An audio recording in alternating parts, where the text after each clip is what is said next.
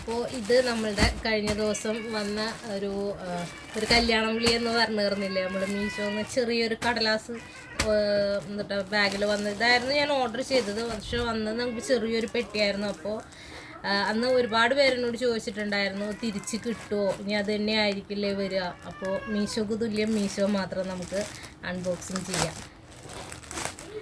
ഇന്നിപ്പോൾ ശരിക്കുള്ളത് തന്നെയാണ് വന്നേക്കുന്നത്. നമുക്ക് 5-ാം തീയതി ആയിരുന്നു എക്സ്ചേഞ്ചിന് പിക്കപ്പ് അവർ വെച്ചേർന്നത്. പക്ഷേ ഇന്നിപ്പോൾ 30-ാം തീയതി ആയിട്ടുള്ളൂ.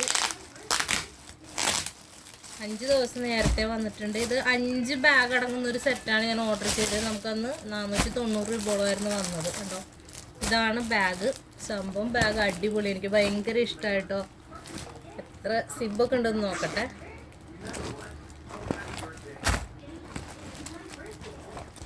1 2 3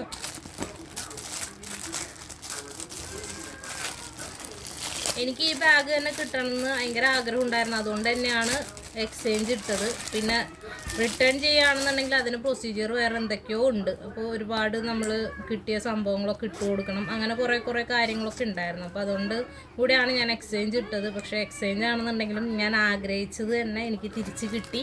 അപ്പോൾ മീഷോ പറ്റിക്കൊന്നുമില്ല, ഇടയ്ക്ക് ചെറിയ കള്ളക്കളികളുണ്ട് എന്നുള്ളതേ ഉള്ളൂ. അത്യാവശ്യം നല്ലൊരു ബാഗാണ്. പൂച്ചി അവിടെ നിന്ന് ശല്യം ചെയ്യാണ്ട്. അത്യാവശ്യം നല്ലൊരു ബാഗ് കേട്ടോ. എല്ലാവരും അതെനിക്ക് ഭയങ്കര ഇഷ്ടമായി. എല്ലാവരും ഇത് നോക്കൂ.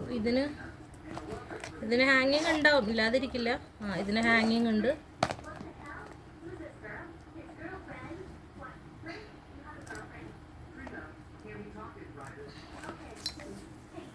അപ്പോൾ എല്ലാവർക്കും ഭയങ്കര ഇതായിരുന്നു. എന്നെക്കാളും കൂടുതൽ ടെൻഷനായിരുന്നു എൻ്റെ വാട്സപ്പിൽ സ്റ്റാറ്റസ് കണ്ടിരുന്നവർക്ക്.